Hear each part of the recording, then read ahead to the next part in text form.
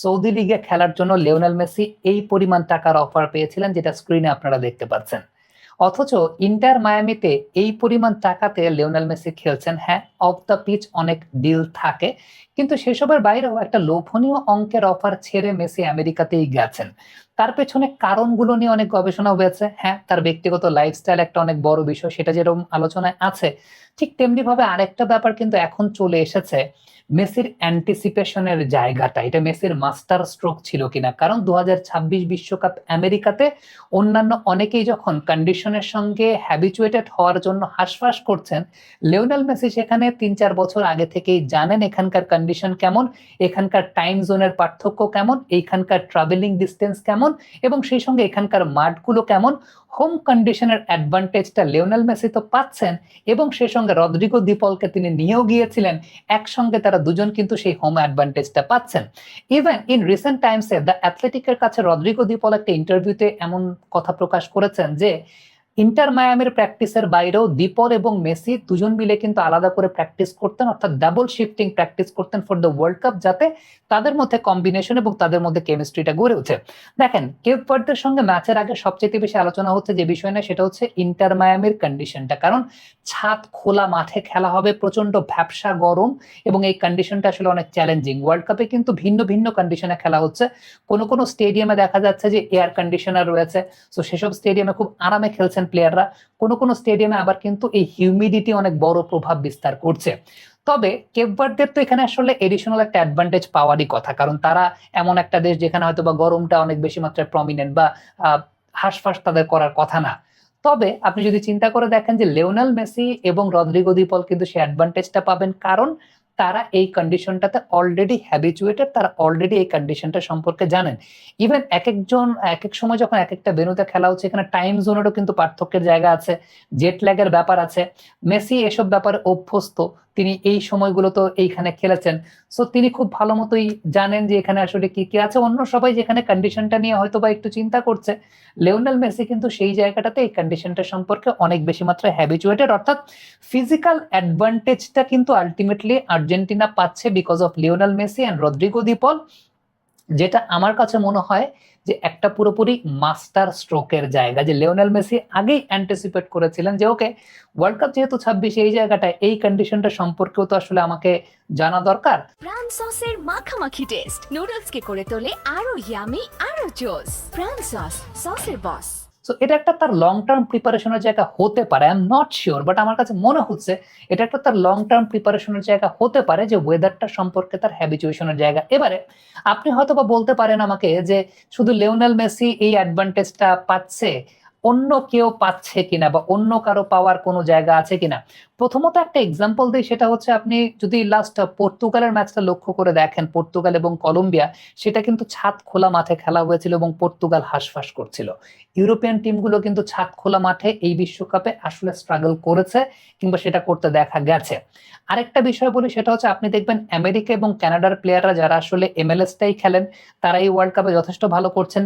প্যারাগুয়ের দুইজন প্লেয়ারের কথা আমি আলটিমেটলি বলতে পারি, যে দুজন প্লেয়ার, একজন হচ্ছেন মিগুয়েল আলমিরন, আরেকজন আন্দ্রেস কিউবাস।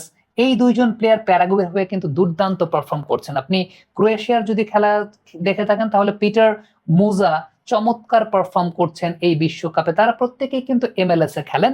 আপনি রদ্রিগো দি পলের কথা যদি চিন্তা করেন, রদ্রিগো দি পলও এমএলএস খেলেন। আরেকজনের কথা আমি বিশেষ করে বলবো, সেটা হচ্ছে 2 বছর আগে তিনি এমএলএস খেলা শুরু করেছেন, হামেস রদ্রিগুয়েজ। হামেস রদ্রিগুয়েজকে নিয়ে অনেক কথা, ইউরোপের কোনো ক্লাব তাকে নিতে চায় না, অনেক কিছুই হয়, বা কেউ নিলেও তাকে ঠিক মতো রাখতে চায় না। বাট হামেস রদ্রিগুয়েজ এই ওয়ার্ল্ড কাপে অসাধারণ ফুটবল খেলছেন। এটাও কিন্তু একটা ব্যাপার হতে পারে যে হামেস রদ্রিগুয়েজ এই কন্ডিশনটা সম্পর্কে অনেক বেশি মাত্রা জানেন, অন্য অনেকের চাইতে তিনি এই কন্ডিশনটাতে হ্যাবিচুয়েটেড বেশি।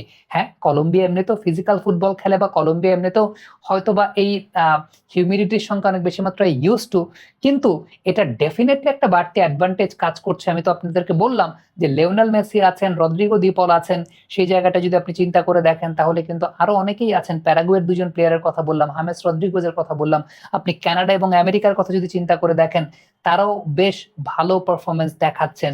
তো সবকিছু মিলিয়ে ডেফিনেটলি কন্ডিশন ম্যাটার্স। এই কন্ডিশনটা চ্যালেঞ্জিং ছিল।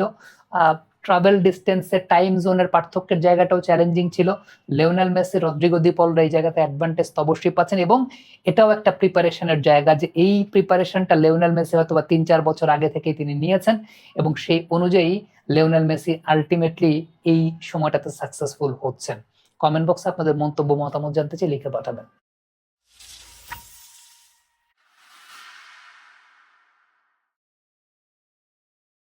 সৌদি লিগে খেলার জন্য লিওনেল মেসি এই পরিমাণ টাকার অফার পেয়েছিলেন, যেটা স্ক্রিনে আপনারা দেখতে পাচ্ছেন।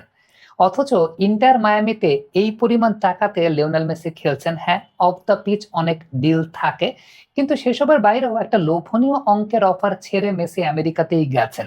তার পেছনে কারণগুলো নিয়ে অনেক গবেষণা হয়েছে। হ্যাঁ, তার ব্যক্তিগত লাইফস্টাইল একটা অনেক বড় বিষয়, সেটা যেরকম আলোচনায় আছে, ঠিক তেমনি ভাবে আরেকটা ব্যাপার কিন্তু এখন চলে এসেছে, মেসির অ্যান্টিসিপেশনের জায়গাটা। এটা মেসির মাস্টার স্ট্রোক ছিল কিনা, কারণ 2026 বিশ্বকাপ আমেরিকাতে অন্যান্য অনেকেই যখন কন্ডিশনের সঙ্গে হ্যাবিচুয়েটেড হওয়ার জন্য হাঁসফাঁস করছেন, লিওনেল মেসি সেখানে 3-4 বছর আগে থেকেই জানেন এখানকার কন্ডিশন কেমন, এখানকার টাইম জোনের পার্থক্য কেমন, এইখানকার ট্রাভেলিং ডিস্টেন্স কেমন, এবং সেই সঙ্গে এখানকার মাঠগুলো কেমন। হোম কন্ডিশনের অ্যাডভান্টেজটা লিওনেল মেসি তো পাচ্ছেন, এবং সেই সঙ্গে রদ্রিগো দি পলকে তিনি নিয়েও গিয়েছিলেন, একসঙ্গে তারা দুজন কিন্তু সেই হোম অ্যাডভান্টেজটা পাচ্ছেন। ইভেন ইন রিসেন্ট টাইমসে দ্য অ্যাথলেটিকের কাছে রদ্রিগো দি পল একটা ইন্টারভিউতে এমন কথা প্রকাশ করেছেন যে ইন্টার মায়ামির প্র্যাকটিসের বাইরেও দীপল এবং মেসি দুজন মিলে কিন্তু আলাদা করে প্র্যাকটিস করতেন, অর্থাৎ ডাবল শিফটিং প্র্যাকটিস করতেন ফর দ্য ওয়ার্ল্ড কাপ, যাতে তাদের মধ্যে কম্বিনেশন এবং তাদের মধ্যে কেমিস্ট্রিটা গড়ে ওঠে। দেখেন, কেপ ভার্দের সঙ্গে ম্যাচের আগে সবচেয়ে বেশি আলোচনা হচ্ছে যে বিষয় না, সেটা হচ্ছে ইন্টার মায়ামির কন্ডিশনটা, কারণ ছাদ খোলা মাঠে খেলা হবে, প্রচন্ড ভ্যাপসা গরম, এবং এই কন্ডিশনটা আসলে অনেক চ্যালেঞ্জিং। ওয়ার্ল্ড কাপে কিন্তু ভিন্ন ভিন্ন কন্ডিশনে খেলা হচ্ছে। কোনো কোনো স্টেডিয়ামে দেখা যাচ্ছে যে এয়ার কন্ডিশনার রয়েছে, তো সেসব স্টেডিয়ামে খুব আরামে খেলছেন প্লেয়াররা। কোনো কোনো স্টেডিয়ামে আবার কিন্তু এই হিউমিডিটি অনেক বড় প্রভাব বিস্তার করছে। তবে কেপ ভার্দের তো এখানে আসলে এডিশনাল একটা অ্যাডভান্টেজ পাওয়ারই কথা, কারণ তারা এমন একটা দেশ যেখানে হয়তো বা গরমটা অনেক বেশি মাত্রায় প্রমিনেন্ট বা হাঁসফাঁস তাদের করার কথা না। তবে আপনি যদি চিন্তা করে দেখেন যে লিওনেল মেসি এবং রদ্রিগো দি পল কিন্তু সেই অ্যাডভান্টেজটা পাবেন, কারণ তারা এই কন্ডিশনটাতে অলরেডি হ্যাবিচুয়েটেড, তারা অলরেডি এই কন্ডিশনটা সম্পর্কে জানেন। ইভেন এক একজন এক এক সময় যখন এক একটা ভেন্যুতে খেলা হচ্ছে, এখানে টাইম জোনেরও কিন্তু পার্থক্যের জায়গা আছে, জেট ল্যাগের ব্যাপার আছে। মেসি এসব ব্যাপারে অভ্যস্ত, তিনি এই সময়গুলো তো এইখানে খেলেছেন, সো তিনি খুব ভালো মতোই জানেন যে এখানে আসলে কি কি আছে। অন্য সবাই যেখানে কন্ডিশনটা নিয়ে হয়তো বা একটু চিন্তা করছে, লিওনেল মেসি কিন্তু সেই জায়গাটাতে এই কন্ডিশনটা সম্পর্কে অনেক বেশি মাত্রায় হ্যাবিচুয়েটেড, অর্থাৎ ফিজিক্যাল অ্যাডভান্টেজটা কিন্তু আলটিমেটলি আর্জেন্টিনা পাচ্ছে because of Lionel Messi and Rodrigo De Paul, যেটা আমার কাছে মনে হয় যে একটা পুরোপুরি মাস্টার স্ট্রোকের জায়গা, যে লিওনেল মেসি আগেই অ্যান্টিসিপেট করেছিলেন যে ওকে, ওয়ার্ল্ড কাপ যেহেতু 26 এই জায়গাটায়, এই কন্ডিশনটা সম্পর্কেও তো আসলে আমাকে জানা দরকার। প্রাণ সসের মাখামাখি টেস্ট নুডলসকে করে তোলে আরো ইয়ামি আরো জোস। প্রাণ সস, সসের বস। সো এটা একটা তার লং টার্ম প্রিপারেশনের জায়গা হতে পারে, I am not sure, but আমার কাছে মনে হচ্ছে এটা একটা তার লং টার্ম প্রিপারেশনের জায়গা হতে পারে, যে ওয়েদারটা সম্পর্কে তার হ্যাবিচুয়েশনের জায়গা। এবারে আপনি হয়তো বা বলতে পারেন আমাকে যে শুধু লিওনেল মেসি এই অ্যাডভান্টেজটা পাচ্ছে, অন্য কেউ পাচ্ছে কিনা, বা অন্য কারো পাওয়ার কোনো জায়গা আছে কিনা। প্রথমত একটা এক্সাম্পল দিই, সেটা হচ্ছে আপনি যদি লাস্ট পর্তুগালের ম্যাচটা লক্ষ্য করে দেখেন, পর্তুগাল এবং কলম্বিয়া, সেটা কিন্তু ছাদ খোলা মাঠে খেলা হয়েছিল এবং পর্তুগাল হাঁসফাঁস করছিল। ইউরোপিয়ান টিমগুলো কিন্তু ছাদ খোলা মাঠে এই বিশ্বকাপে আসলে স্ট্রাগল করেছে, কিংবা সেটা করতে দেখা গেছে। আরেকটা বিষয় বলি, সেটা হচ্ছে আপনি দেখবেন আমেরিকা এবং কানাডার প্লেয়াররা যারা আসলে এমএলএসটাই খেলেন, তারা এই ওয়ার্ল্ড কাপে যথেষ্ট ভালো করছেন। প্যারাগুয়ের দুইজন প্লেয়ারের কথা আমি আলটিমেটলি বলতে পারি, যে দুইজন প্লেয়ারের একজন হচ্ছেন মিগুয়েল আলমিরন, আরেকজন আন্দ্রেস কিউবাস। এই দুইজন প্লেয়ার প্যারাগুয়ের হয়ে কিন্তু দুর্দান্ত পারফর্ম করছেন। আপনি ক্রোয়েশিয়ার যদি খেলা দেখে থাকেন, তাহলে পিটার মুজা চমৎকার পারফর্ম করছেন এই বিশ্বকাপে, তারা প্রত্যেকেই কিন্তু এমএলএস এ খেলেন। আপনি রদ্রিগো দি পলের কথা যদি চিন্তা করেন, রদ্রিগো দি পলও এমএলএস খেলেন। আরেক